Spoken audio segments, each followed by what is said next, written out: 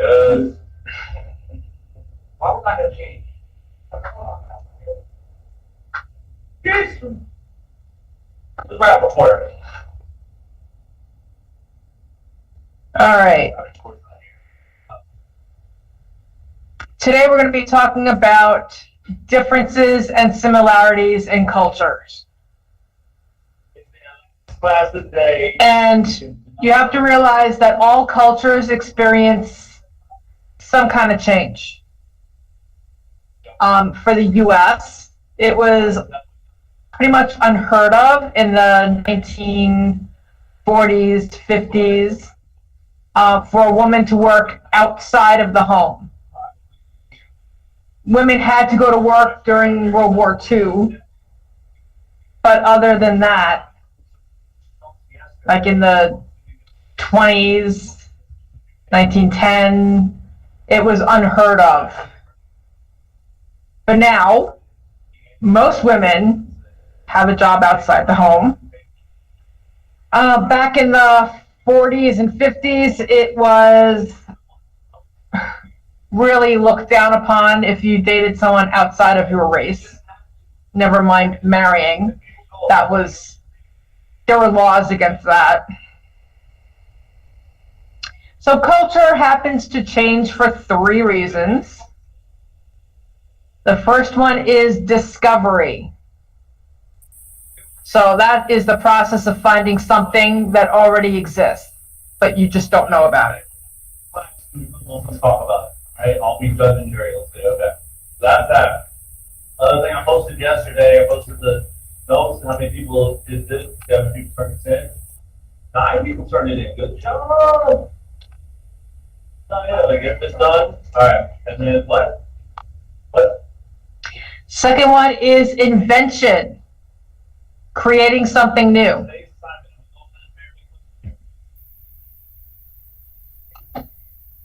No, I don't admit it. Then go to the nurse. Hurry up. All right, then deal with it, please. All right. And diffusion, borrowing aspects of culture from another culture. Band-Aid. Remember, when was the last time I used a Band-Aid in the class? I had tissue. I don't have a Band-Aid. All right, deal with it. All right. You want tape? Tape over it. I could say something, but I'm not going to.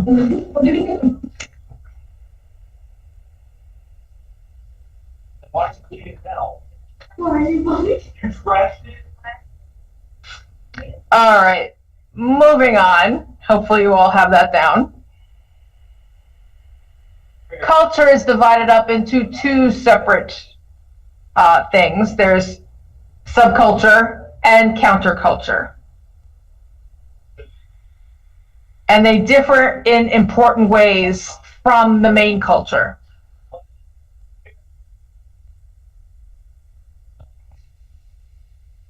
And we're going to get to what exactly each of those things are in a little bit.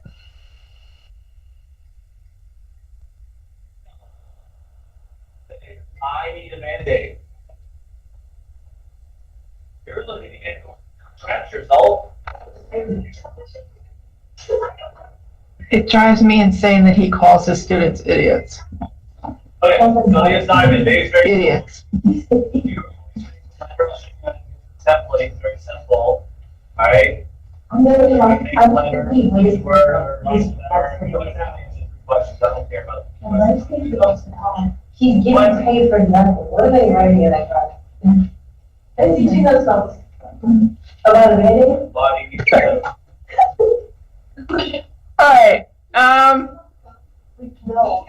Schools have coach for I don't pay him no money, he just stands there. He is paid for. Why don't you pay attention? What is this assignment called? That's asking stupid questions. And he's like, whoa, what are we doing? Sits there and What is says the bigger than something? I don't even know. I don't know. I like to empower my students, but hey, that's just me. Okay. So cultural diversity exists in all societies. Some diversity is the result of social categories. which are groups that share a social characteristic like age, gender, or religion. And certain behaviors are associated with particular ages, genders, and religions. So, I mean, you wouldn't catch a 60 or 70-year-old going clubbing every night.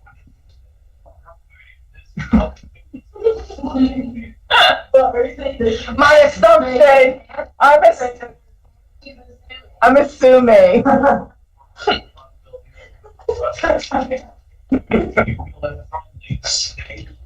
The likelihood of a 60 or 70-year-old clubbing every night is. Yeah, I mean, they can't get in, so. Okay, a 6 or a 7-year-old won't go clubbing every night. All right. Very simply, we're writing a letter. All right, so you're going to be typing into that box that has the 5 bullet points next. And hey, there are 5 factors that promote cultural diversity in the U.S., amongst other countries also. First one is immigration. Immigrants bring their culture over to our country. Some people appreciate that, some people don't. Okay, thank you for letting me know that's right. Globalism. We are now connected to one another through internet. And very simple. You can do any. Faster communications. Wi-Fi, if it doesn't kick you off.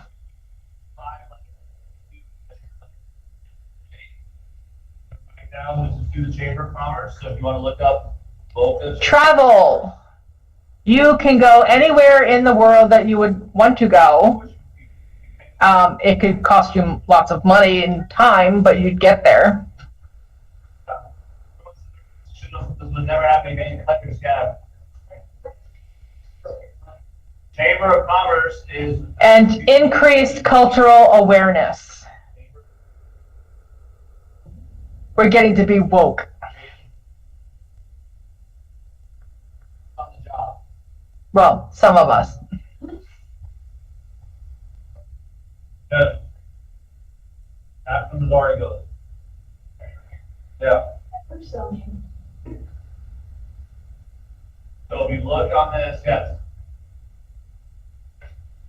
So you can, yeah, and you don't even worry about answering the questions, just do the letter, right? Use the letter template, very simple. All right. Thumbs up if you're ready for me to go on. Yo, okay. Yes.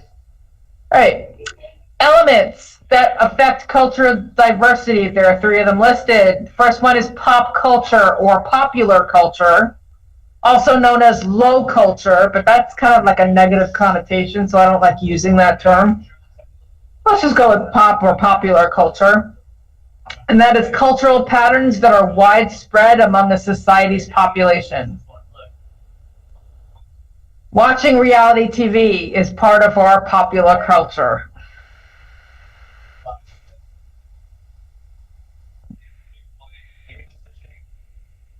You can click on each one and look at, see them. They're different templates. Your decisions. Finally, I give you an assignment where you're not doing the notes. You can be creative on yourself, so figure it out. Guys are just either way. What? Yes, Mia. Then there's folk culture, which are cultural patterns practiced by traditional groups, often in isolation. So, for example, in the Amish, if they need a barn built, it's called the barn raising. All the Amish men in that community get together and they build the barn. If you don't know what Amish people are, look it up. Actually, they had a reality TV show, Breaking Amish.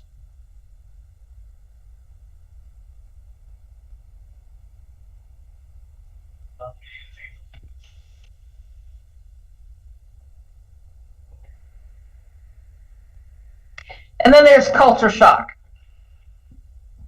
Feeling of confusion people may feel when they encounter cultural practices that are different from their own. So I had a little bit of culture shock when I moved down here from New York. Everything is fast in New York. Everybody talks fast, walks fast, drives fast. Then you get down here and everything slows to a stop.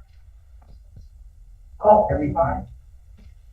Oh, it took me a year to get used to it.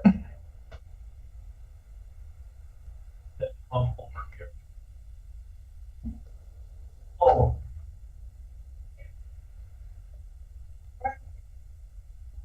Yes, you can answer the door. Please, gentlemen, let her in.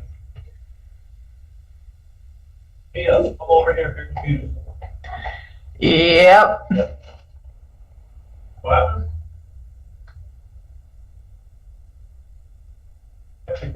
I love California. California is my favorite state.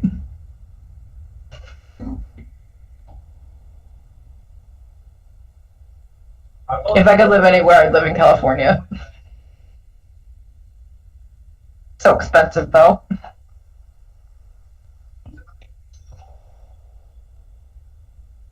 All right. Now, let's get to subcultures and countercultures. Subcultures are part of the dominant culture, but they differ in some respects. As an example, Chinatown, there are multiple, pick one, are greatly affected by American culture, but they still keep their some of their cultural patterns, like the food they eat, the family structure, the language that they use. So if you go through a Chinatown, 99% of the time, they will not be speaking English.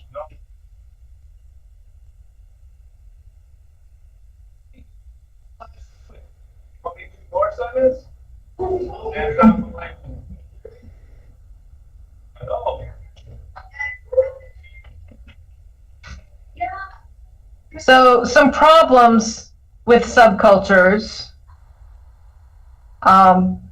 Members of American subcultures can be labeled with negative stereotypes because we're just that kind of people. Some ethnicities may be seen to be more prone to being a gang. Some ethnicities may be seen to be greedy. Others more criminally inclined. Who is it? Someone I know?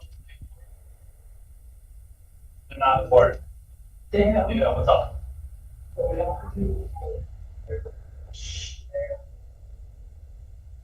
don't have to do the PDF. Don't do the PDF, just the letter. Some subcultures can be prone to social problems. Like Native Americans, there's an increased incident? Whatever. I can't think because of... They're more prone to alcoholism, let's put it that way. Why? I don't know. I can hear what you're saying. Type in the chat.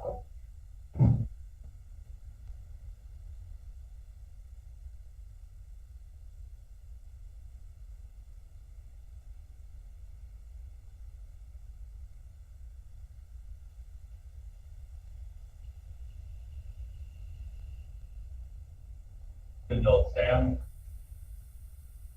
All right, give me a thumbs up if you guys are ready for me to go on. You guys okay? Yep, okay.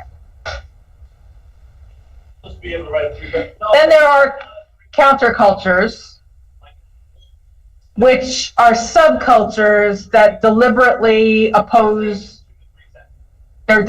opposed to certain beliefs of the dominant culture. They want to be outcasts. Punks, goths, people in gangs, people in certain religious groups.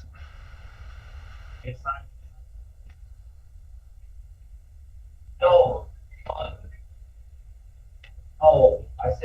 2 paragraphs in the body. Okay, whatever. I just hate it. You can throw it out though. You can throw it out. You want it here, look. Yes. Did I? You were absent, so you technically were absent, so you came here. Right, subculture that deliberately I know. is opposed to certain beliefs of the dominant culture. All right, moving on to ethnocentrism. I don't know if you've ever heard of ethnocentrism. Hopefully in one of your history classes you've heard of it. It's judging others in terms of your own cultural standards. You look down upon other cultures because they're not like yours.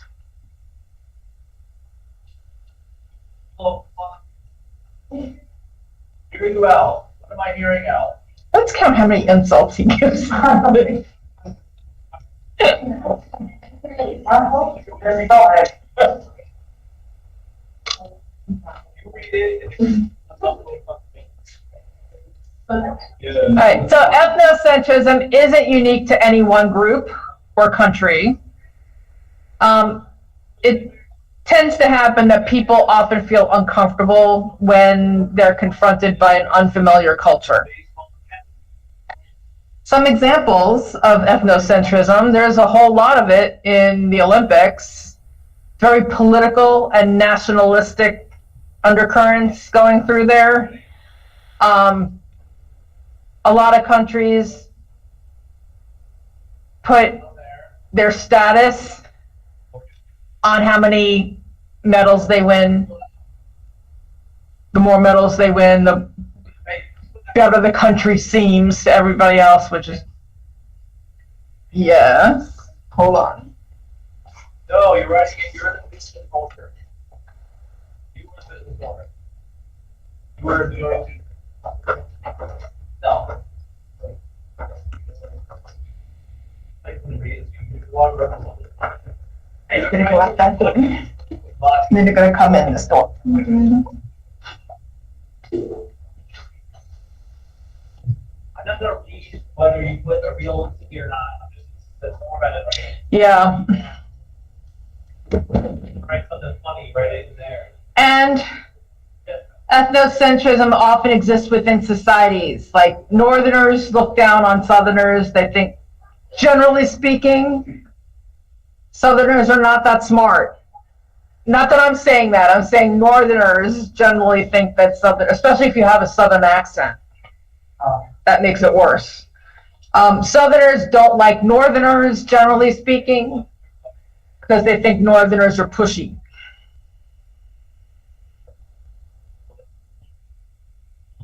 Right. So there's actually some advantages to ethnocentrism, and there's a bunch of disadvantages. So some advantages, it builds group loyalty and patriotism, but it could be going overboard. It's not a real. Oh my God.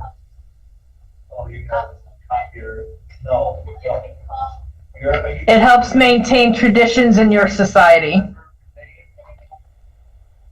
and it makes it a little bit more stable.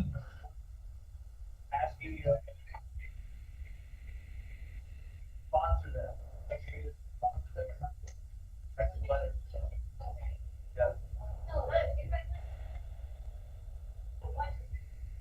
Disadvantages, it could make your society stagnant, prevents positive change.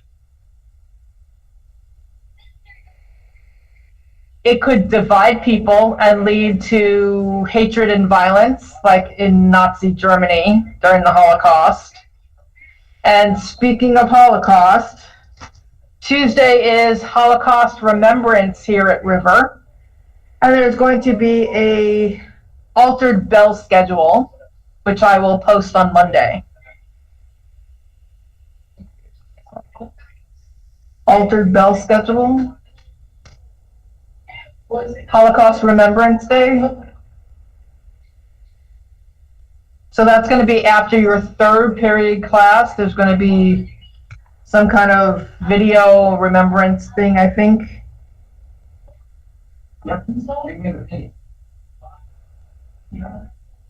Well, you can't exactly have everybody together in the theater, can you? No. Hmm.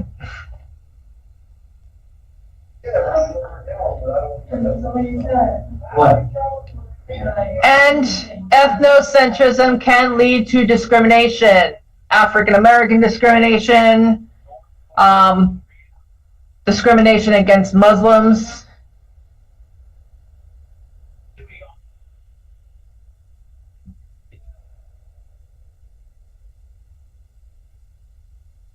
Oh, yes, Sammy. Hey, give me a thumbs up if you guys are ready. Good kid, let's see. I'll give you Adler, a few more seconds. Pricing.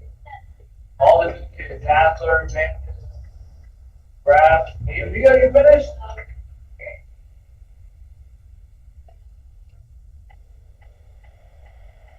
Do this. That's the wrong thing. Yes. You're supposed to write a letter, not answer the question. No. Everyone. You guys still typing? Okay. Go at the other thing. Come over here and I can help you.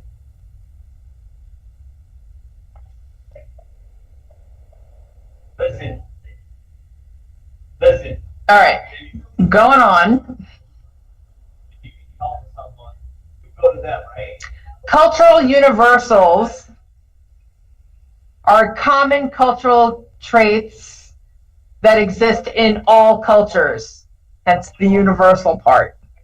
Oh, someone owes you money. Okay, common cultures.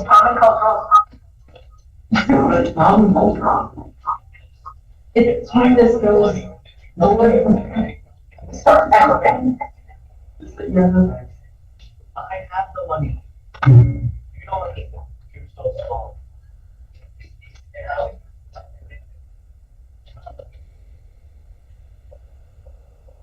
Yeah. And what's your gonna do then? Class gets it. Class gets it. One of the classes is a little slow. What? Read the assignment. No, you do not. If you're question, just do the assignment. Okay. Yeah. Yeah, every time my smart board Yeah. goes to sleep, I start echoing for some reason. Right. So every culture has some universal traits. Like every culture has some kind of sport. They all cook. They all date. It just may look different than what you think of. Marriage, funeral rites, how they mourn the loss of a loved one, family, music. All right, so the expression of cultural universals is called cultural particulars, and I don't have you writing that down or typing that down, so don't worry about it. It's just the differences in the way to express universals.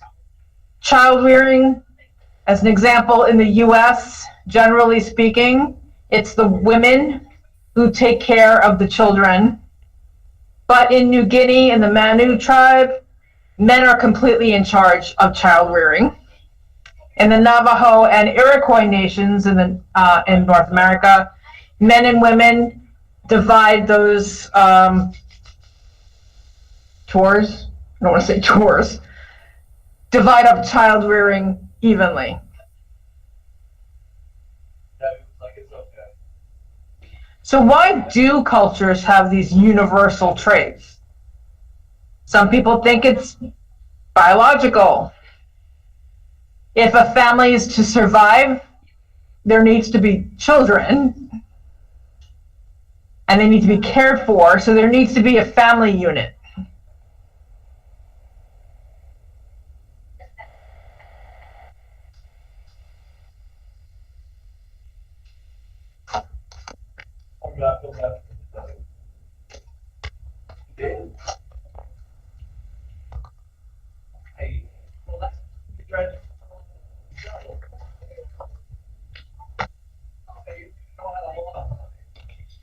It could be the physical environment.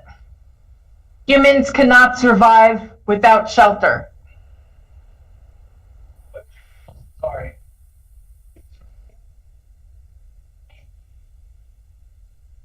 What's your note?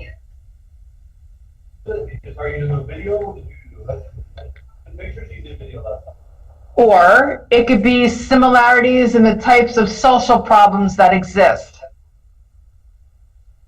There are people that assign tasks to other people, and there are people that do the tasks. So there's always some kind of power structure there.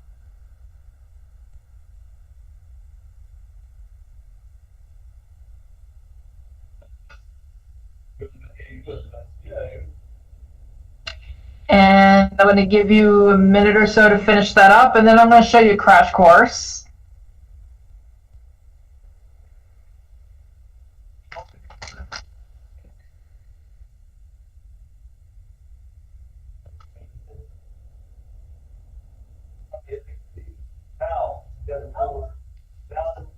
What's up, Val? Yes. Yes.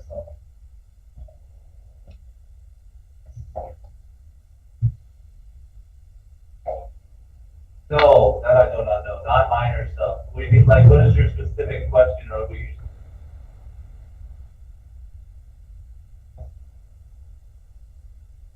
Okay, guys, ready? Good. No? I don't know anything.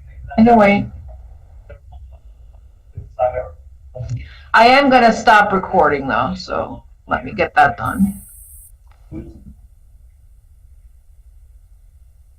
Oh, creating your own company?